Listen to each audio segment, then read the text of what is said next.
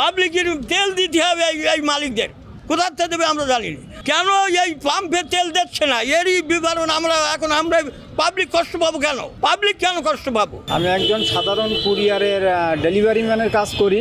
আমার অনেক দূরে দূরে যেতে হয়, অনেকগুলো পার্সেল থাকে, প্রতিদিন 30-40টা করে ডেলিভারি করতে হয়। কিন্তু আজকে 2-3 দিন ধরে এখানে কোনো তেল নেই, না থাকার কারণে খুব কষ্ট পাচ্ছি। আশাশুনি থেকে গাড়ির তেল ফুরিয়ে গেছে, এই পর্যন্ত আইছি, 5টা পাম্পে গেছি, 5টা পাম্পে কোনো পাম্পে তেল পাইনি, কোনো দোকানেও তেল পাইনি। ভোর 5টা থেকে এই পর্যন্ত দাঁড়ায় আছি তেলের অপেক্ষায়। গাড়ি নিয়ে আসছি, গাড়ি ঠেলে নিয়ে আসতে হয়েছে অন্তত 15-20 কিলোমিটার পথ। সাধারণ মানুষ তারা হাসপাতালে যেতে পারছে না, মা বোন কষ্ট পাচ্ছে, রাস্তাঘাটে জ্যাম। আমি সকাল থেকে অনেক দূর থেকে আসছি, প্রায় 15 থেকে 20 কিলোমিটার জার্নি করে আসছে। সাতক্ষীরা সদরে বলছে আজকে থেকে তেল দিবে, এই জন্য সকালবেলা ঘুম থেকে উঠে পড়ে তেলের জন্য আসছি। প্রায় দেড় থেকে 2 ঘন্টা ধরে আমি তেলের লাইনে আছি। যদি মন্ত্রী মহোদয় বলছো যে তেলের সংকট আছে, তাহলে ঠিকই আছে।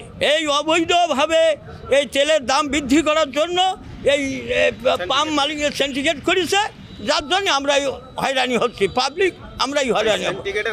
এই সিন্ডিকেটের কারণে সমস্ত পাবলিক আমরা হয়রানি হচ্ছি। নগদ নিয়ে এলো হার না মানা হার অফার।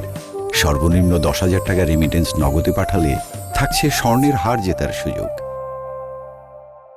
বিশেষ করে আমরা যারা মার্কেটিংয়ে চাকরি করি, আমাদের প্রতিনিয়ত দূর দূরান্তে যেতে হয়, তো এই তেল সংকটে আমাদের দারুণ ভোগান্তির শিকার হচ্ছে আমরা। ডিজেলের জন্য সাতক্ষীরা জেলা পর্যন্ত আসছি, কোনো পাম্পে তেল দিচ্ছে না, হয়তো আমাদের বগাবগি করছে, হয়রানি করছে। আমরা পর্যাপ্ত পরিমাণে তেলটা পাচ্ছি না ডিপো থেকে। আমাদের চাহিদা হচ্ছে এক গাড়ি মানে 4,500, কিন্তু সেখানে দিচ্ছে মাত্র 2,000 অকটেন।